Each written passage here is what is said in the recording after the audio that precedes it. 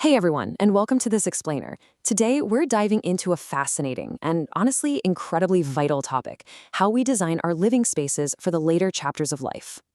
So often we just associate growing older with this inevitable loss of capability or having to move to a care facility.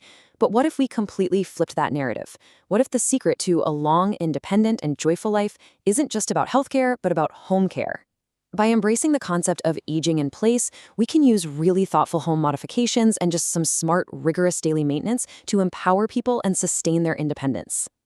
Okay, to really get why this matters so much, we have to start with a pretty staggering statistic from Professor Dr. Amit Akagu. In just a single year, 67% of elderly individuals over the age of 65 experience a home accident. Let that sink in for a second. More than half of our elderly population is getting hurt in the very place they should feel the safest. And the most common culprit? Falling. And as we know, this isn't just a minor stumble. A fall can lead to this whole cascade of long-term physical, psychological, and economic impacts. And that brings us to a massive paradigm shift that we really need to make. Just look at this powerful insight from the research. It's not old age, but a home not designed for the elderly that reduces their ability to live alone. It just hits the nail on the head, right? The environment is what's disabled, not the person. When a home doesn't actually accommodate the natural physical and sensory changes of aging, it becomes a trap. So, our job today is to figure out exactly how to fix that environment. So, here's our game plan. We're going to tackle this room by room, starting with the hidden hazards, then clear pathways, bathroom safety, ergonomic kitchens, and finally, smart systems. All right, let's jump right in. Part 1. The Hidden Hazards. It's time to start seeing the dangers we usually just walk right past. When you compare standard, trendy home aesthetics to an elderly-friendly setup, the differences are literally night and day. We all love those magazine cover looks, right? The high-gloss floors, the cool low furniture. But for an older adult, those are actually massive fall hazards. In an elderly-friendly home, your surfaces absolutely have to be matte and non-slip. Furniture needs to be securely fixed and positioned higher so it's easy to get in and out of. But, safety doesn't just stop at the furniture. Daily upkeep is just as crucial. If someone spills a glass of water or drops some food, you gotta wipe that up immediately to prevent slips. Also, when you're cleaning these spaces, stick to non-toxic, water-based cleaning products. We want a safe home, not one filled with harsh respiratory hazards from weird chemical fumes. Now, think about our eyes. As we age, things like cataracts can really mess with our visual quality and depth perception. So using high color contrast is absolutely crucial. Think about a light door popping against a warm, distinct wall color. It really helps older adults gauge exactly where one surface ends and another begins. Oh, and those heavily patterned carpets? Honestly, just get rid of them. To an aging eye, a dark border on a patterned rug can literally look like a hole in the floor. It's a total visual trap.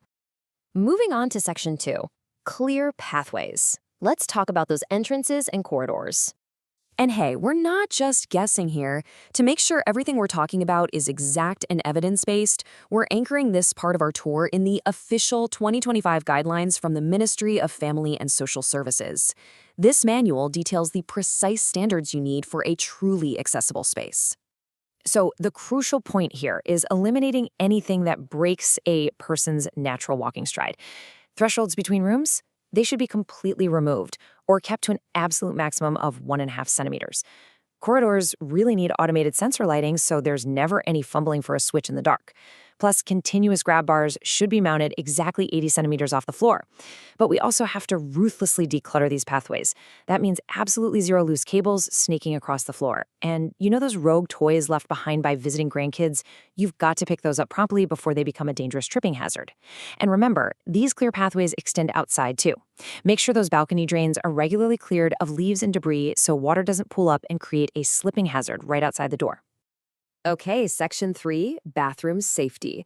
This is all about mitigating some of the absolute highest risks in the house. Creating a safe bathroom really comes down to getting the architectural math right. First up, you need a 150 centimeter diameter clear turning radius. That's essential if a wheelchair or walker is being used. Next, sturdy grab bars absolutely must be installed at a height of 90 to 100 centimeters, specifically near the toilet and right inside the shower. Those high-step bathtubs, swap them out for accessible walk-in showers that have a seated area. And finally, maintaining this space is super important. You have to clean it frequently to remove soap scum, otherwise those slip-resistant floor treatments get totally compromised and stop doing their job. But, it's not just about the physical safety aspect.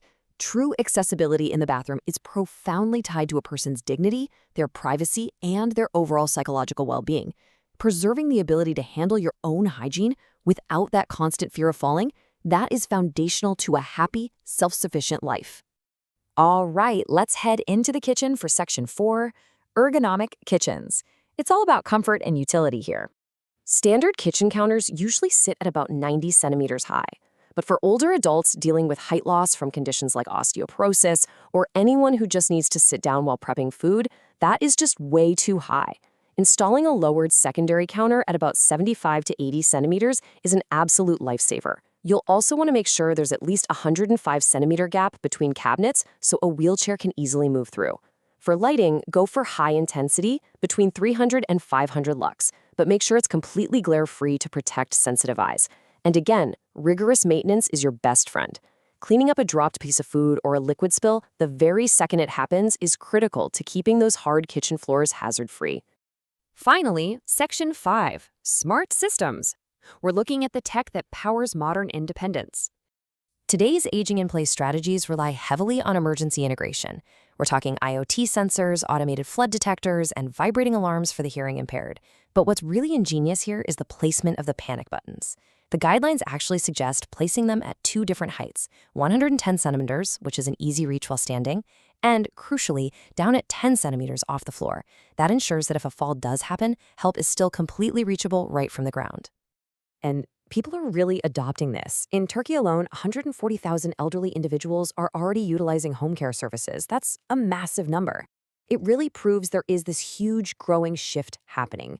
We're moving away from institutionalization and moving toward community-based, independent aging, right in the comfort of a thoughtfully designed home.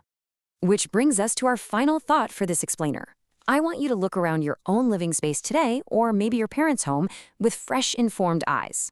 From the exact height of the kitchen counter to the contrast of the colors on the wall and the rigor of your daily cleaning habits for spills and clutter, every single detail matters. Is your home truly ready for a safe and independent future?